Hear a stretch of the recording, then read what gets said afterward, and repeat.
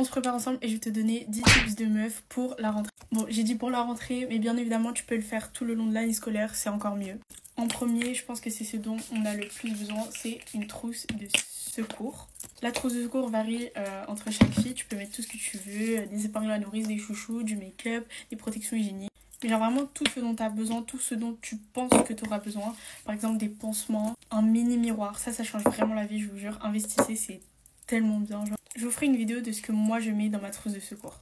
Ensuite, on a la méthode 2 tiers. Je sais pas si ça s'appelle exactement comme ça, mais moi j'appelle ça comme ça. T'as la tenue, le make-up et les cheveux. En fait, tu vas tout le temps chercher à avoir 2 sur 3. Ça veut dire que si t'as une mauvaise tenue, au moins faut que t'aies un beau make-up et des beaux cheveux. Si t'as un mauvais make-up, genre, ou si tu te maquilles pas, faut que t'aies une belle tenue et des beaux cheveux. Et si t'as pas de beaux cheveux, faut que t'aies une belle tenue et un beau make-up. Dites-vous que moi, une fille qui fait des Get Ready With Me, donc je parle de make-up et des skincare, etc. dans mes vidéos, je mets en priorité la tenue et les cheveux.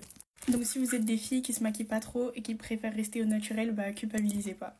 Troisième tips, vu qu'on est en vacances et que la rentrée c'est encore dans un mois à peu près, commencez un sérum ou alors si vous n'avez pas de skincare, commencez une skincare. C'est hyper important de prendre soin de sa peau ou alors de soi en général, donc vraiment mettez-y plein d'efforts pour être la meilleure version de vous-même chaque jour. Si vous n'avez pas d'imperfection, juste mettez de la crème solaire quand vous sortez par contre parce que ça c'est vraiment important. Quatrième conseil, trouvez-vous une odeur qui vous correspond, genre quand vous passez à côté de quelqu'un, faut que la personne sache que c'est à vous, enfin que c'est vous.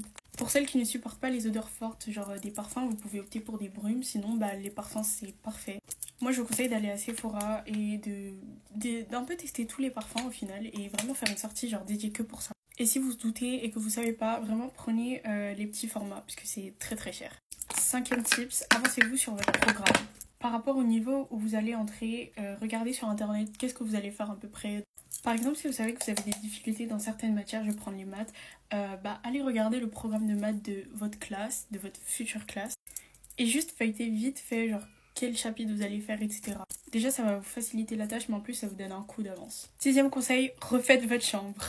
Quand je dis ça, je parle pas de travaux, genre en mode de dingue malade, mais rien que par exemple, votre espace de travail, c'est mieux si vous le nettoyez, vous décorez, vous faites en sorte qu'il soit joli. Parce que le soir, quand tu rentres dans 8h-18h et que t'as un DM à rendre pour demain, je pense que c'est mieux si tu travailles dans de bonnes conditions. T'auras pas trop envie de travailler si ton bureau il est sale, il est dégueulasse et qu'il te plaît pas quoi. Septième conseil, identifiez les personnes dans votre classe.